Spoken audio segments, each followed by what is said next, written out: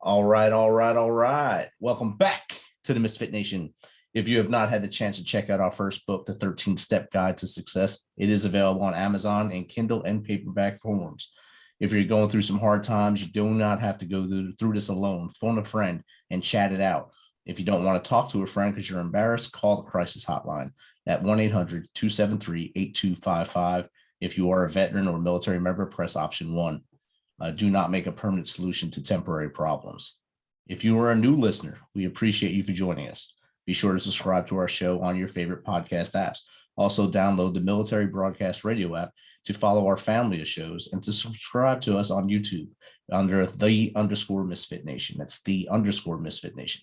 This will keep you up to date with the latest episodes of the Misfit Nation and also allow you to hear amazing stories of guests. Speaking of which, our next guest is a certified event producer and creator of popular programs such as the Powerful Event Process and the Ultimate Event Planner Certification Program, producing events as large as 2,000 attendees, and collaborates with many well-known celebrities such as Dr. Oz, Lisa Nichols, David Nagel, Dr. Claire Zammit, Bill Baren, Alison J. Prince, Josh Turner, and many more.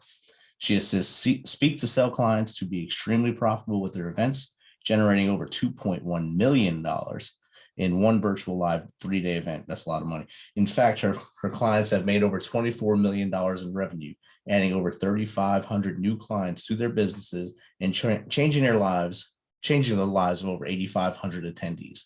Grace and Ease Productions Incorporated handles all planning, execution, and implementation of virtual, live, and in-person events to create experiential, revenue-generating, and exciting events for attendees.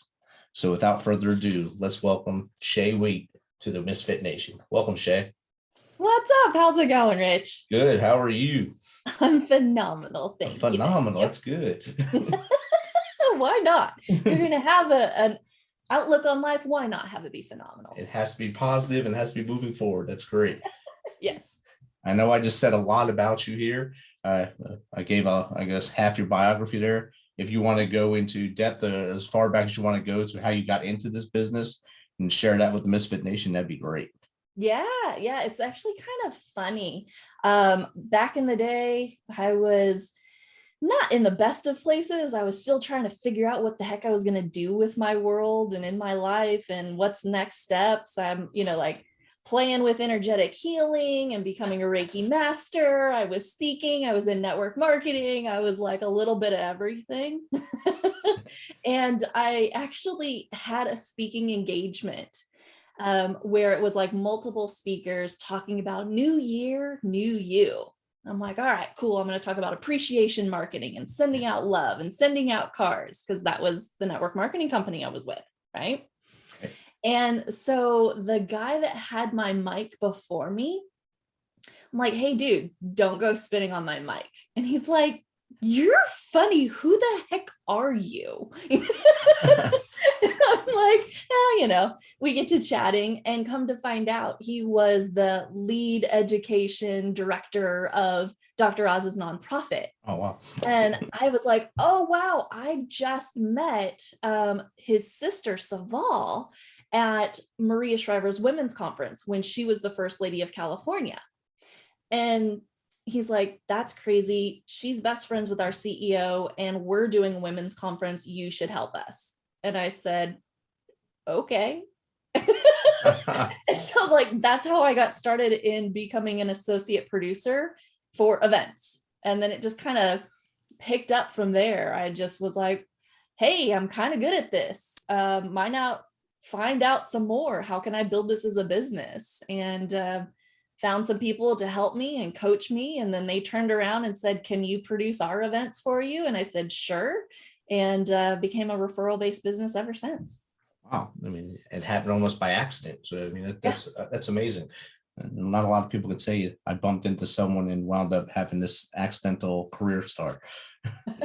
Exactly. So congratulations. Yeah, it kind of found me. It's like you just keep saying yes, and the opportunities keep presenting themselves. And I just always have the mindset of it's all figure outable. So I'll say yes and I'll figure it out. And it's led me in the right direction so far. That's outstanding. And I mean, you're doing well, obviously, with with all the money you're generating for your clients, and I'm sure you get a little bit of that back, and somewhere in there. Somewhere in there. You're not getting paid with smiles, I hope. Yeah, lots of hugs and high fives, or high fives air and, fives in the last 2 years. dinner every once in a while. Yeah. None of that expensive dinner though.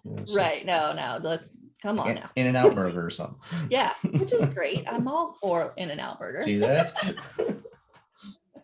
So if there's a small business, what type of event should they do to get going in their business?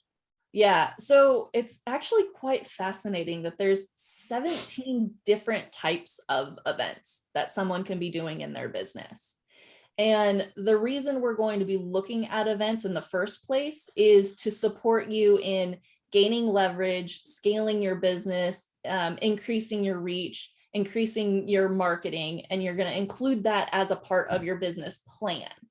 So depending on where you're at in your business, if you're brand new, you're starting out, you're in phase 1 of your business, really the goal of phase 1 is you just freaking need to make money.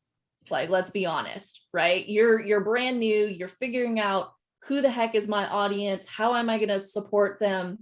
You're in the validation phase, okay? And in the validation phase, your goal is to get clients, get them crazy awesome results, rinse and repeat. So you really shouldn't be doing events in phase 1. And so that's kind of one of the biggest mistakes that I see for people looking at producing events or hosting events is they want to start way too early. Get them crazy awesome results, move on to phase 2. When you move to phase 2, that's where you start getting the visibility, okay? In visibility, your goal is to start using free platforms. So I mentioned earlier those 17 different types of events.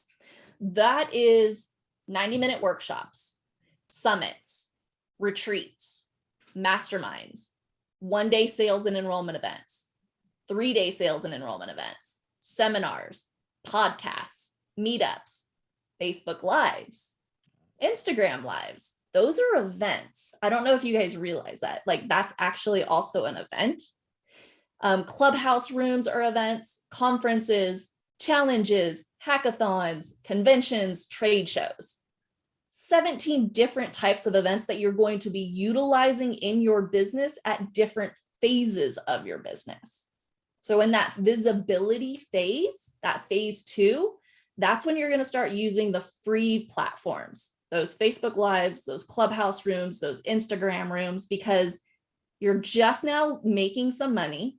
You're probably, at a point where you're wanting to build up to $5,000 a month consistently. You can't be going and spending $75,000 to produce an event, right? It wouldn't be frugal. You want to crawl before you walk, before you run. Right. Definitely. So that would be my suggestion. If you're somebody brand new, you want to start looking at those free events, free platform events, and really dial in what it is that you're offering, how you end up supporting your audience. What are they gaining out of connecting with you? What is their pain point? How do you support them and get them crazy awesome results? Sweet. And I think LinkedIn now has a live thing too, a feature, I believe. I think it just started. LinkedIn events. Yeah. I think that'd be another one.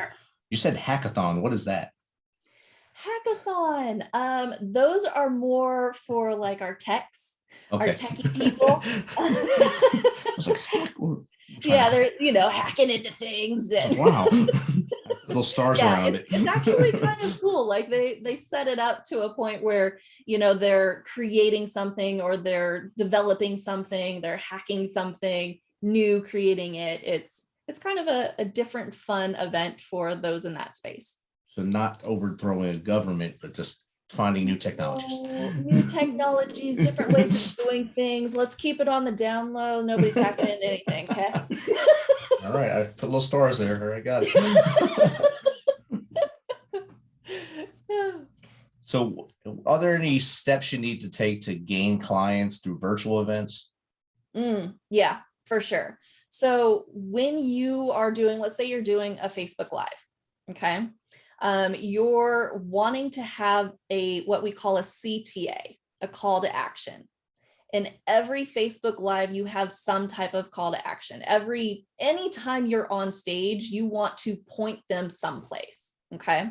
Whether it is, type in chat me if you can relate, right? These are small little CTAs that you're training your audience to take action and engage with you. Anytime you do an event, you are looking for engagement. You don't want to just be talking to a wall. Okay. Even though it might seem like it sometimes when you're like on a Facebook Live or something and you're like, nobody's here. They're just watching me. No. Hello. Hopefully somebody's getting value out of this. That's where the engagement comes in, right? So you want that human interaction. Us here, we're having a conversation. You're essentially taking that to the next level with your events. So having a call to action supports you in a number of different ways. It allows you to engage, but then it also allows you to continue the conversation after the fact if you were to have something called an opt-in. And that is some type of free gift. So if you were to, let's say your business was helping people get speaking gigs in their own backyard, you could have an opt-in or a little gift that would be like, these are the top 5 ways to find stages in your own backyard. And so in return for somebody giving you their email address, they get the 5 ways. So now we're having a back and forth communication, and then you can continue the conversation further by connecting with them in email, continuing it in social media, and growing your business that way. Also known as like a little pink spoon. So like if you were to go to Baskin Robbins and you're like, I want to sample the bubble gum. I want to sample cookies and cream. They give you a little pink spoon. Right. That's what we're doing in your business, is we're offering people a little pink spoon for them to learn more, to see if it's a good fit to potentially do business down the road with each other. So you have to get them hooked on the taste and bring them in. Exactly. It's a very good move. I like the pink spoon idea. I'll write that down too. 32 flavors there at the Baskin Robbins. That's a lot of sampling. So that's a lot of sampling. Exactly. But you give out you're not going to give everybody 32 different flavors. They're just going to be really full. They just want, 3 flavors. And they're like, okay, great. I'm going to go ahead and buy the cookies and cream and a scoop of mint chocolate chip. Fantastic. You made a sale. Most times they'll try 3 and then get something totally different because they just wanted to anyway. I just wanted to figure out, why do people buy bubblegum flavored ice cream? Yeah. Why did that kid order that? I don't know. Because he's a kid and he's going to try anything. So when you're starting your events, how do you get that momentum to fill them? Yep. So there's a reason we have the different phases of event leverage based on where you're at in your business, because if you were looking to fill an event for 50 people, let's say you wanted to do a 1-day event with 50 people, you have to have some type of database, some type of collection of people that are interested in what it is that you're doing and want to learn more about it. The only way to do that is to start with these smaller events, build up that relationship, whether you're gaining them from the Facebook Lives or the clubhouses or email lists, or you're on podcasts or you're on summits, going out and finding the masses to bring them into your space. Then you're going to stay in touch with them, and you're going to make the offer to join you on one of your own events. Maybe they're going to come to a masterclass where you're going to teach them for 90 minutes on a certain subject. From there, they're going to gain a ticket to your 1-day event. And maybe this is like a workshop or something where you're going to make an offering into your $3,000 program. So the way that you do this is we start with the end in mind and we break it down from there. So what is the end result we want? We want 50 people into our 1-day event. How are we going to fill the room? What we do is we create what's called a ticket map. And a ticket map is all the ways that we're going to fill the room. So if you were to draw out on a piece of paper, a couple of different columns. The first column would be the ticket source. That is all the ways that you're going to be filling your room. The next one is going to be, how many people are actually going to be in that space? What is the anticipated number of people in the space? The next column is going to be the anticipated conversion. Then you have projected ticket sales and the total ticket sales. So the biggest thing is going back to that first column is all the ticket sources. Are you doing Facebook Lives? Are you doing webinars? Are you doing summits? Are you doing speaking engagements? Are you doing podcasts? And then with each of those ticket sources, you go, okay, great. I'm going to do my email list and send everybody to a webinar. In that webinar, I'm expecting 30 people to come to the webinar. So that's column 2, how many anticipated people. Third column is the anticipated conversion. On a webinar, that's about a 10% conversion is what we kind of see on average. That's going to get you 3 tickets into your one-day event. So all you do is you fill out that ticket map, black and white, fill it out, fill it up to see how many tickets that you need to get, 50 people. Just a real quick thing, Rich. Not a lot of people know this next part. You always oversell. So if I wanted 50 people in my room, I'm going to sell 60, 70, 75 tickets, knowing that some people won't show and I'll have 50 actually in the room. Oversell. That's beautiful. Yes. Kind of like the airlines do. It's true, right? They do. They oversell, expecting people will move it or they'll change it or, they'll adjust somehow. And when they don't, then they go, let's move you. Who wants to take a night off here in our town? Exactly. We'll pay for your hotel room here. Half a sandwich. Yeah, half a sandwich. So that's the best way to really kind of fill your room is to start with the end in mind. What are your goals? And then break it down and then utilize tools like the ticket map to support you in really seeing what the numbers actually are. What we don't like doing is having a hope and a prayer and assuming everybody will show up. We want to be strategic with it. Okay. So don't wait till the last second for the doors to open and look outside for the dust of cars coming. Is someone going to be at my party today? I hope so. You don't want that, right? You don't want that. No, you want to know, okay, I'm expecting this people to show. And you can always do really fun things leading into the event too, that we call stick strategies, where it's as simple as like picking up the phone call or picking up and making a phone call and saying, hey, John, I see that you plan on coming to my one-day event on Thursday. I just wanted to double check with you and make sure that you had the location or you had the Zoom link. And did you have any friends that you wanted to invite? Just a real quick phone call. And what ends up happening is they go, oh my God, Rich just called me. Like Rich is the expert of this event that I'm going to. He just called me. I'm totally showing up now. I'm bringing a friend. Yeah. That's outstanding. Don't be afraid to ask for bringing a friend either. Yeah. All good strategies. I'm writing everything down here too. So because I'll forget when I'm asking questions. Rich is going to have a whole business plan by the time we're done. In only 30 minutes. I got this whole plan. It's good. You can too. You can too at the end of this. Yeah, absolutely. So over the last 2 years, we've seen a lot of things go to just virtual. And now as we're coming out of this fog of those 2 years, you're seeing the in-person stuff, still seeing virtual. And then there's some there, they have an audience, plus they also have kind of like people on Zoom behind them or in a hybrid kind of fashion. Which way do you see all these events going in the future? Yeah, really good question. I love the virtual. We will never lose the virtual.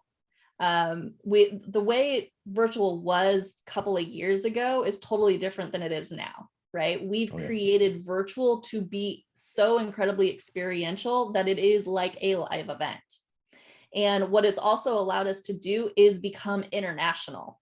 So your audience can be across the states, and then it can also be across the pond. and Right. people can still join you, especially overseas if they want to be up at 2 a.m. Fantastic. We have it happen all the time. I just had a client who had 26 different countries represented Wow. in their event. And they had like 400 or 500 people in attendance. But what they were offering in the event was exactly what they needed. So they were willing to stay up and be live and engage with the event host in order to gain that information. So virtual will never die. What I am seeing is people are looking at the hybrid. The problem with hybrid is it is not the easiest. It's essentially 2 events that you're planning at the same time. And you as the event host have to have a split brain, because how you speak and interact with the virtual audience is slightly different than how you interact with the in-person audience. And what I've seen people do is they tend to gravitate towards one or the other. And then the other audience ends up feeling like the ugly stepchild. Right? Right. And that's not what we want. We want to engage the entire audience. So really my recommendation is, if you're brand new, I would say start with virtual. Reason being is in person costs a lot more money. You've got hotels, you've got hotel rooms, you've got food and beverage, and they're charging like $115 for a gallon of hot water. Wow. Yes. So really, I feel you choose one or the other. Now, if you're further along, we can have a discussion on what it would look like if you wanted to do a type of hybrid where it's like a virtual first type of event, where you as the event host are in a ballroom and you are talking to a virtual audience. Next door, in the ballroom next door, is an in-person audience. And they're experiencing seeing you on the screens and everything else, but they get the in-person engagement of, being at lunch together or hanging out in the hallways or doing the meeting after the meeting and being at the bar together, right? And you could set it up where VIP was in that space with you and could interact with you personally at the end of the night as well. So those are a couple of things that I'm actually seeing in the space right now. It's kind of the way I was thinking as well. And I know last year my wife had to do, she's a teacher, so they made her do basically a hybrid there, because there was, parents who opted out of classrooms and kids had to go to classrooms, those parents who wanted them in classrooms. So she was having that same issue. Either she was ignoring the kids in the classroom or ignoring the kids that were on the 9-inch screen in front of her. So Right. it was like nearly killing her to do both things, because she likes to engage her students stuff and feel it. I think virtually, once you get the feel of it, you can see what people are doing and kind of gauge how their reactions are based on that. In person, of course, you can see all the body language. You can see if someone's falling asleep. You can see if they're fidgeting or messing around with their feet. But I think if you start getting used to doing the virtual event, you'll be able to find those same tips and techniques of watching people's faces, watching their reactions to see what they're doing. Have you had any training on how to watch people, I guess, in virtually to see what they're doing? Mm-hmm. Yeah, absolutely. We like using platforms where they can actually see them versus some of the platforms where it's more of like the avatars or just the audio versions. We like to use the ones where we can see them, because we also use what we call like emoji sticks and stuff. So, we can do fun things where it says like, yes, girl, or, this one has what the duck on it, because she did a what the duck cooking school. And this is a way that the audience can engage with the speaker themselves, right? So they're like, cha-ching, yes, tell me more. Even though they're muted, they can still say, yes, I get it. I'm with you. I've got little heart emojis and little banks and, I get it signs and all kinds of things where they, if anything, they engage more on virtual than they do in person, because they've also got chat ability. So they can agree with you, or if you had a golden nugget, or if you said something super profound, you have people actually creating community together and putting those notes in the chat and engaging with each other, going, oh, that was good. Drop that bomb again, drop those diamonds. Like, yes, tell me more, Right. without actually having them unmute themselves, which is, it's fascinating to watch behind the scenes, because we'll create studios where we've got Zoom attendees on multiple screens. I mean, I've had 15 Zoom rooms that I've put linking all of them together, having 100 people in each of them.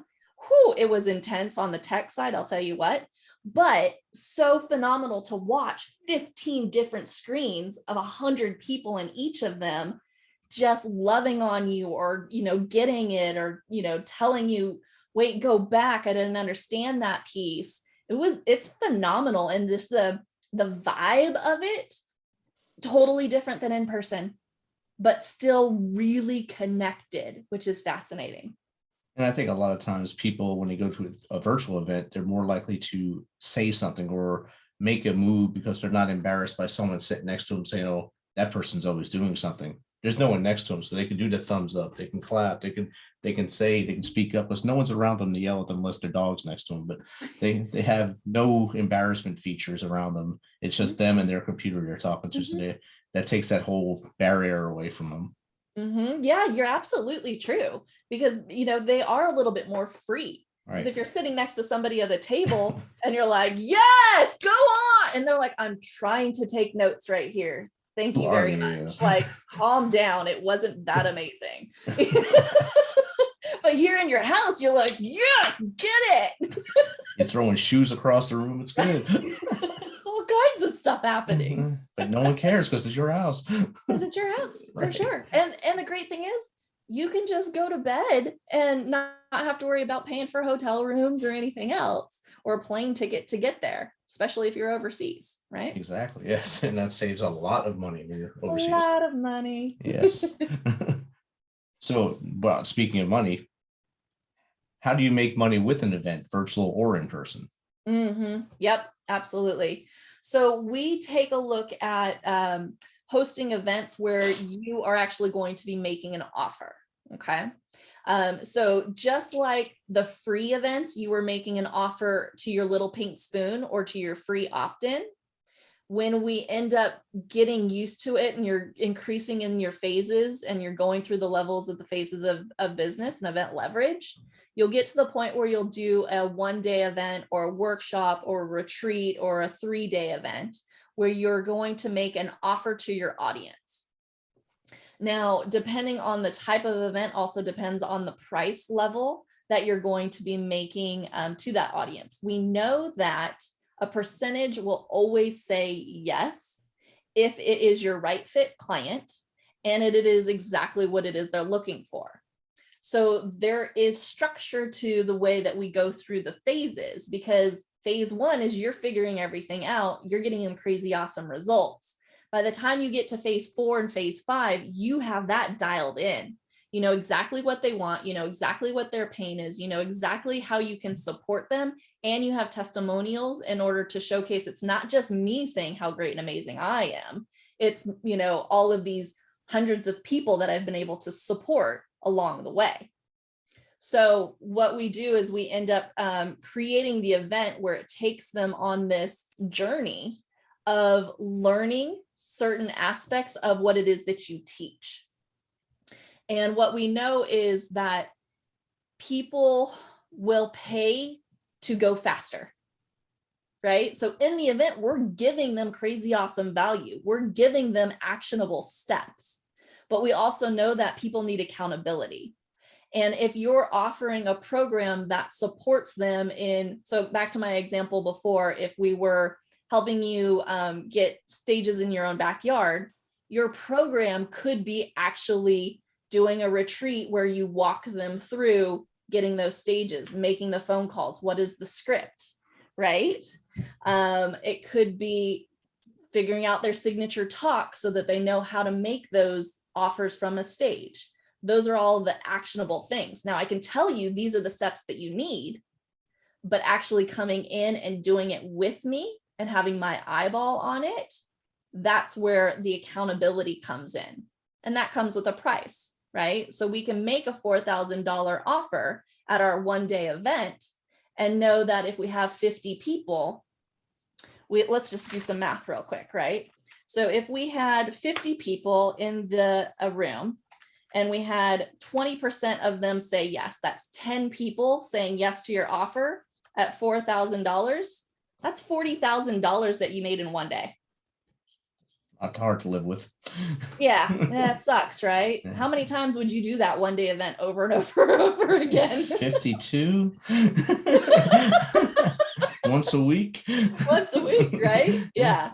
But you would take the steps of, filling the room and doing your ticket map every single time that you fill your event in order to get those 50 people. So I see people do it once a quarter, so then you do that for 4 quarters, you making 160K for the year. That's pretty good. I mean, you can't complain about it. Yeah. Unless you're just a complainer. Exactly. So, that's how we really support our clients in taking a look at what does it look like to not only support the dreams that you have for you and your family, but also the lives that you're going to be changing, right? So if it was 20 people and every single program, you did that for 4 quarters, you're changing 80 people's lives in a year. Right. And then they'll give you referrals too. So if you get the success story with them, they'll tell 2 friends and 2 friends and so on and so on. And someday you won't have to work anymore. Yeah, exactly. That works for me. Yeah. So in my former job, we used to have 3-day events once a quarter, basically to bring in new people and motivate them to do things in their communities. And we had a great event planner, and I mean, she'd be stressed out of her mind during the weekend. And I mean, her weekend would start on Wednesday. We'd get there Thursday night or Friday. And by the time she'd leave on Monday, but the events were chaotic.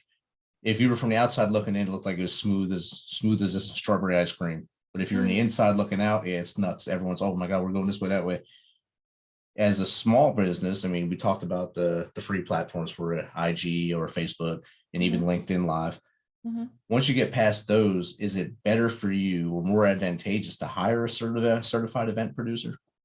Yeah, it really is, because you'll start going from a one-man or one-woman show to having team, right? And your team is going to be supporting you in getting the speaking gigs and getting the podcast and getting the summits and all the ways that you're going to be filling the room and growing your audience. And then you'll probably have like a customer service or client care person that's helping the people that are actually in your program learn the things they need to or get the information they need to go through your modules.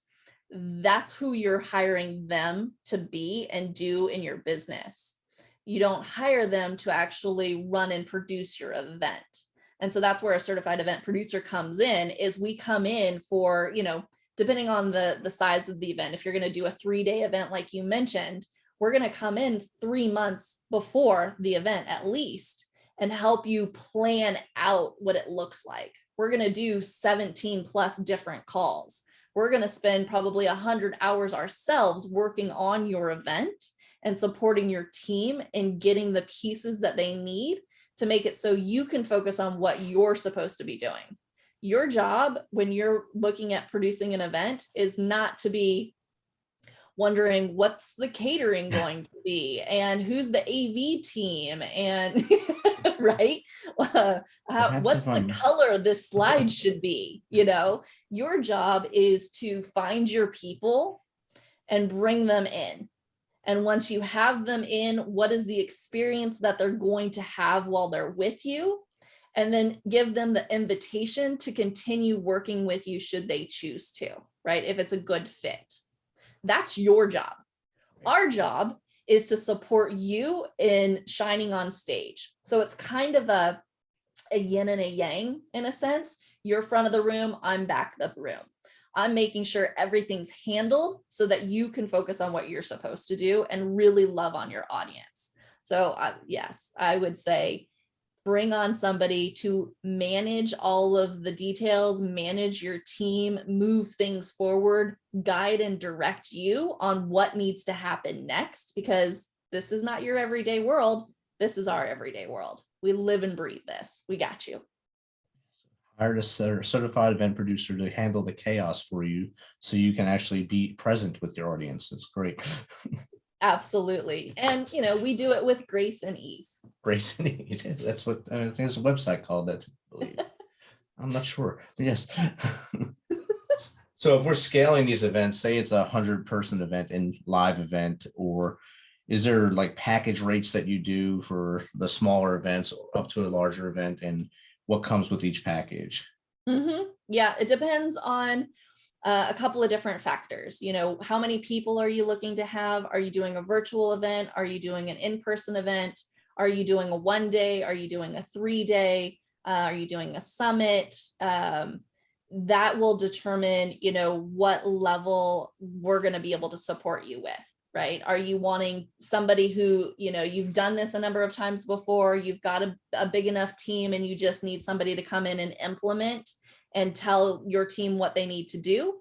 Or do you need to have somebody like myself come in and go, okay, this is the strategy, this is the structure, this is what we need to change your offer to make sense that this is the end result that we want to have? So I'll come in and I'll do strategy, or I'll come in and do some consulting. And if you just go, Shay, I just want you personally to handle it, because I know you just had a client that created $2.1 million. I want that. Then, okay, great. We can look at that too. I mean, if you have to. Yeah, right. Happy to support. You have to be there. And so for the virtual events, what's all the backside stuff that you guys would do for a virtual event? Yeah. So we're actually going to take a look at a number of different things, and I'm going to pull up one of my call schedules here. So we'll do our vision, I'll kick off call, like what are all the goals? What is your team? What is the ticket map needing to look like? Then we're going to look at your marketing and your strategy, and are we doing any swag? Because if we're doing physical swag, we have to start early enough to get things ordered. But how are you filling the room? Then we're going to look at your enrollment strategy. What does your team look like? Do you have a sales team? What are your offer goals? Are you doing welcome lunches? Are you doing inspirational panels? What are the protocols? What systems do you have in place? Then we're going to look at budget. Woohoo, budget, but it's important. It has to be. Yeah, you want to know the numbers, right? We want to make sure that it makes sense. Then we're going to take a look at the AV and the tech, because it's virtual. Are we doing it on one Zoom? Are we doing it in a studio? Are we creating a studio in your own space? What does that look like, and what are the requirements? So then we're going to, source the AV teams for you and go, these are our recommendations, which one feels right for you. Then we're going to start taking a look at your run a show, which is your agenda. What is the flow of the event? And we do a couple of different run a show calls. We do a simple one and we do a detailed one.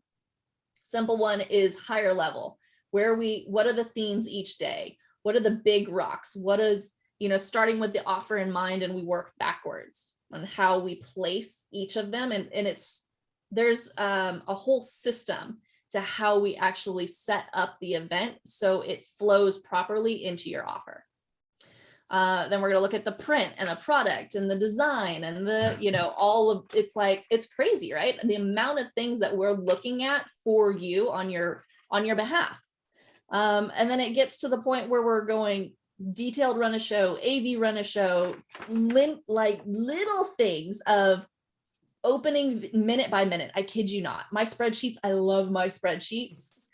A lot of my event hosts do not, and they go, just tell me what I'm supposed to do right now. Got you. Right. But I'm going with the AV team going, opening video, cut to this. We're now going here. We're showing the dashboard. We're going into the Facebook. We're doing, it's like minute by minute, beat by beat, calling the show. Okay. It's a production on the back end. You just get to show up and do what you do best, right? And have fun with it.